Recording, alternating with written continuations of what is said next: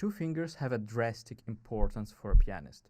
Those are the thumb and the pinky. Their stability is essential for a solid piano playing. I have a special video about the pinky that I suggest you if you didn't watch it yet, and here I would like to speak a little bit about the thumb, in order to help you solve the most frequent issues that I constantly observed during my teaching experience. And at the end of the video we will have a special guest who is going to explain a fantastic and very efficient way of using the thumb in scales and passages, so stay tuned. I often say that the thumb is nearly as strong as all the other fingers. That has a lot of pros. It's nice that we pianists have such a strong finger. It's like having a baseball bat somewhere in your car, just adds a little bit of self-confidence, but it also has a lot of cons because its weight and power is exactly what makes this finger clumsy and less fluent. So first of all, you need a well-rounded thumb. Other fingers might be flattened in a number of occasions, for example,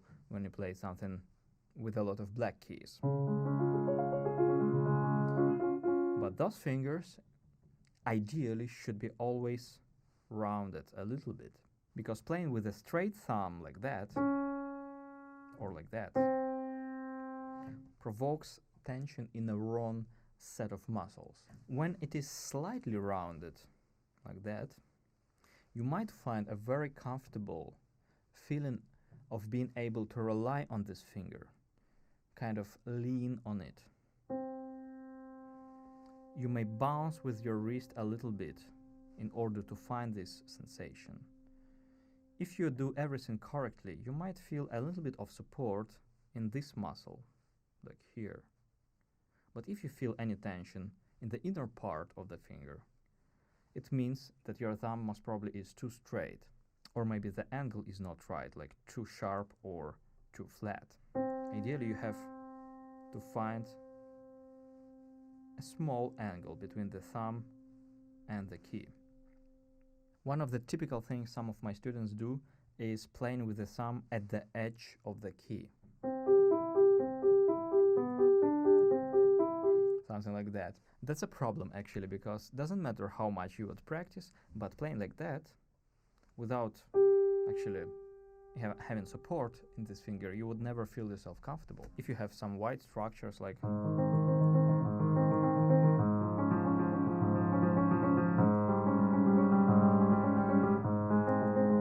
something like that. There are two things to pay attention to. The thumb should be absolutely released all the time when it is not playing. So when I'm moving there, I try to keep my thumb as released as possible.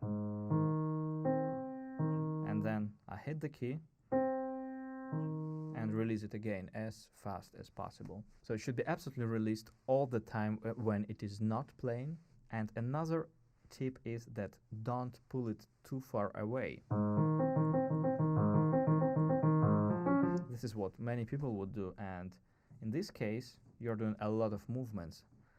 You're working more, you spend a lot of time moving your finger here and there, and as a result you accumulate tension because you have to manage so many movements. Try to keep your hand palm released, try to keep it wide, so your thumb would stay as close to the key as possible. In this case you would need to rotate your wrist just a little bit, just a tiny bit.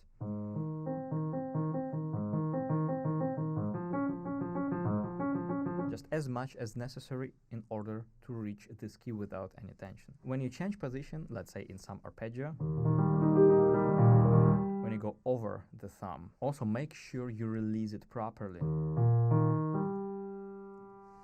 A simple test would be if you just reach the thumb, stop holding this note, and then just rotate your hand in all possible directions.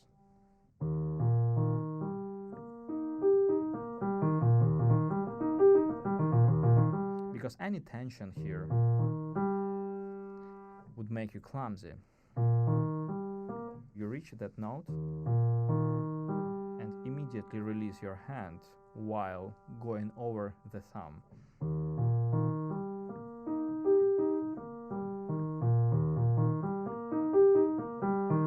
Of course, you have to work with your wrist a little bit, finding a nice, smooth motion.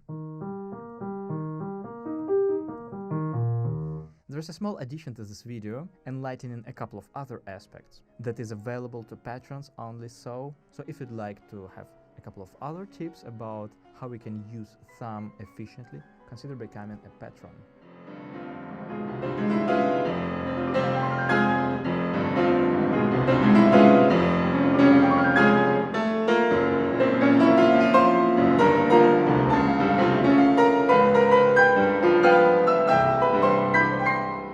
Hi everyone, my name is Elena, and I'm so glad to be here on Denis's channel. Today I will tell you a few tips about the thumb and how we can use it in the most efficient way in scales and passages.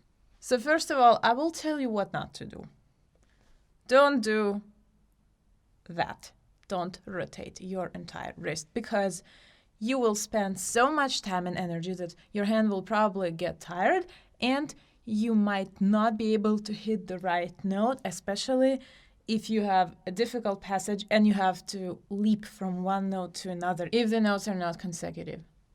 So instead of doing something like this, which I see sometimes a lot, try to bend your thumb, because it can bend like this, right? And use it in order to proceed with your hand, but instead of turning, instead of rotating, just keep going and have your fingers aligned to the keys. So this is demonstrating with the third finger, and the thumb goes underneath and is already on the way to its next position, or with the fourth finger. It's pretty flexible, it can bend a lot. So try to not to turn your wrist, but just to keep it as it is and use your thumb, bend your thumb. Pretty much that's it. So you can play scales same way. When you're going the other direction, up with the right hand, down with the left hand. Like your thumb is actually long enough to reach the next note. You don't have to lift your elbow and stuff.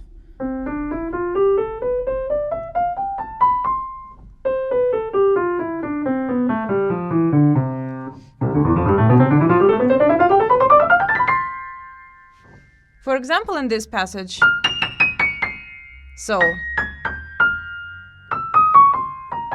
we have fourth finger both times. So what am I doing? I'm not doing this. I'm going underneath. Right? Again.